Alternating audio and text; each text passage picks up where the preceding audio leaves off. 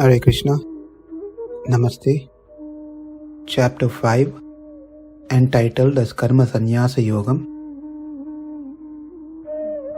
Sloka 22. Yehi samsparsha bhogha dukkayo naya evate adyantavantha kaunteya nateshu ramate buddha. A government wants to take taxes as much as possible, or the thieves, who can also be in the form of friends and relatives, want to take away what we have. And in those days, rats were also considered, as the rats eats grains, because grains are considered to be the wealth in those days. That is rakshana dosha. Number 3, kṣaya dosham. When one starts enjoying, there is always fear regarding the anticipation that is going to come to an end. The enjoyment is going to come to an end.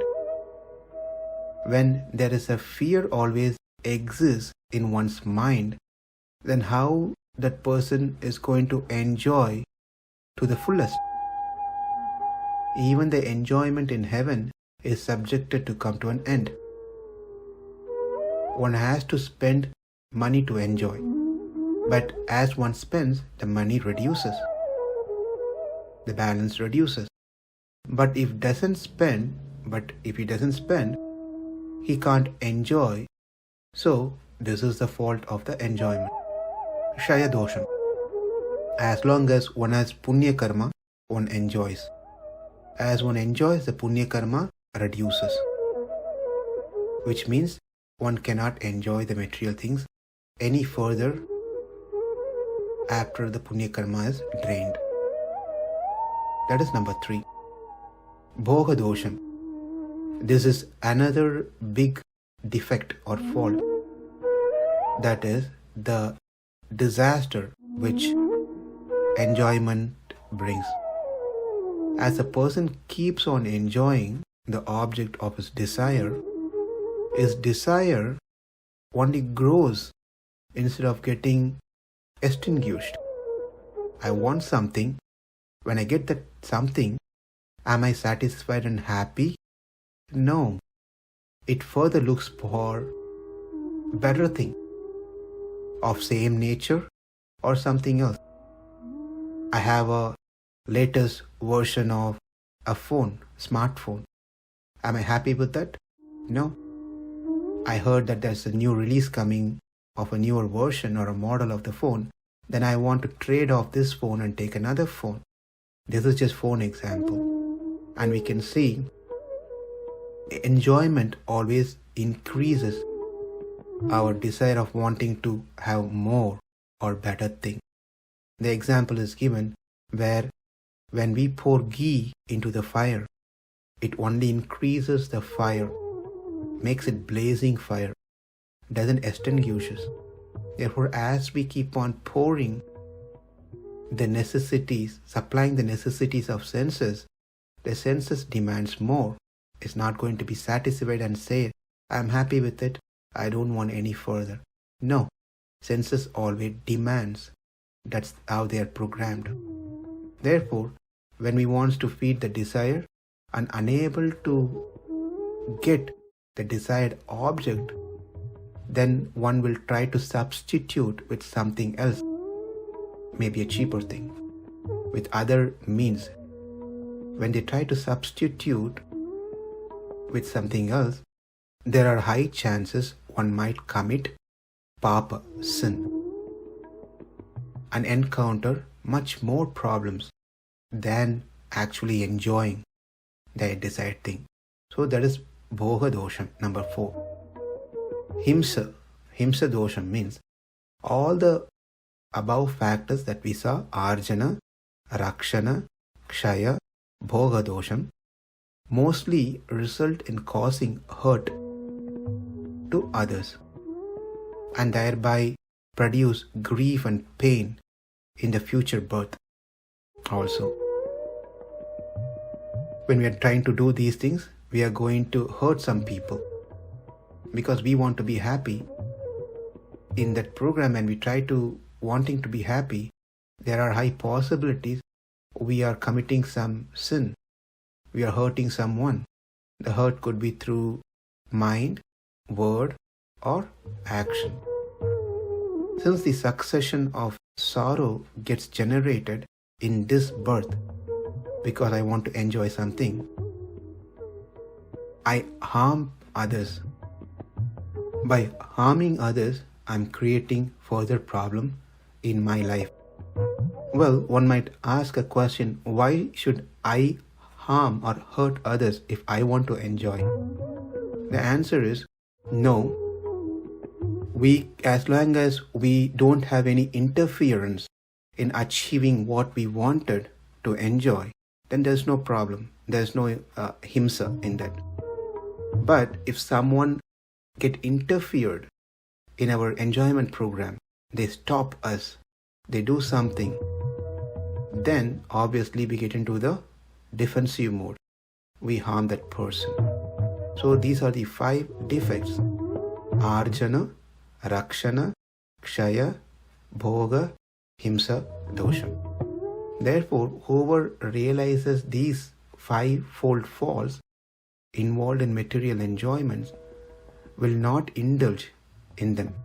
Rather, tries to focus on the self, Atma. Now let's see how these 5-fold fault doesn't exist with Atma, the happiness that derived from focusing on Atma. It's very simple to understand compared to what we just saw.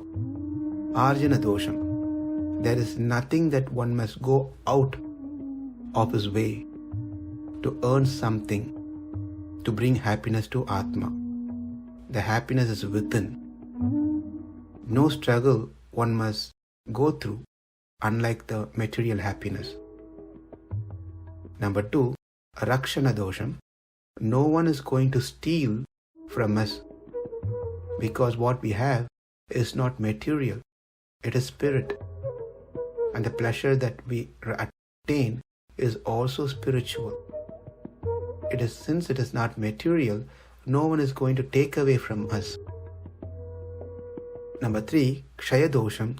There is no reduction of enjoyment, unlike the other one where we saw as we start enjoying, the punya reduces. As we start buying things or acquiring things through wealth, the money reduces. In this case, it is not going to reduce. Rather, it increases. Bhoga dosha. Since it is Atma, which is non-material, the increase in its pleasure is good, not a dosham in this case. Whereas in material aspect, when it increases, we get further entangled. Whereas once focus and happiness increases within oneself, one get liberated. One doesn't get entangled. Number 5, himsa dosha. Certainly, no one will interfere with our Atma program. Therefore, there's no chance that I'm going to harm anyone. To summarize, the enjoyment brought about by contact between the indriyas and sense object causes only sorrow. It has a beginning and an end.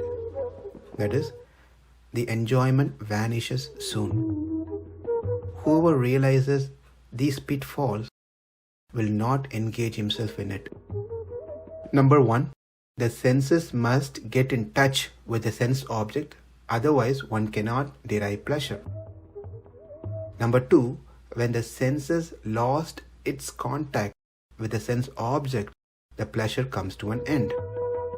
Number 3, achieving these material pleasure requires lots of efforts from one's side. Earn money, etc., so that the body can enjoy what it has earned. Number 4, also these material pleasure obtained are like sugar coated, but inside they are packaged with full of distress that one oversees due to the attractive outer covering, outer coating. Number 5, both the senses and the objects are impermanent, so the enjoyment is also going to be impermanent.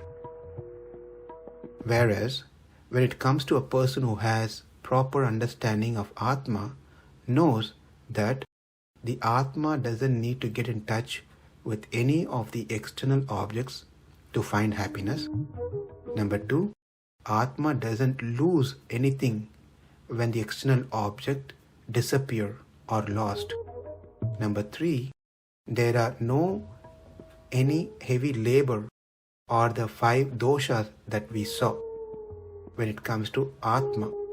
Number 4, the result that one achieves through Atma is full of happiness. It is not sugar-coated. Number 5, Atma is Nityam, eternal.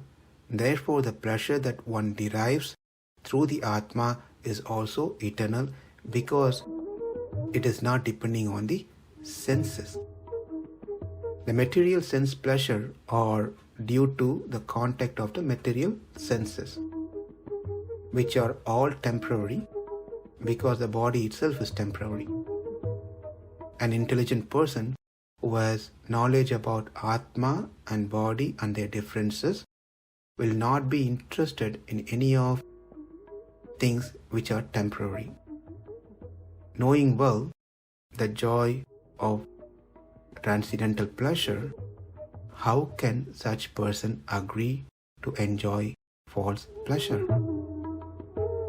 Ehi samsparsha bhoga dukkayonaya evate ādyantavanta kaunteya nateshu ramate buddha. Namaste. Hare Krishna.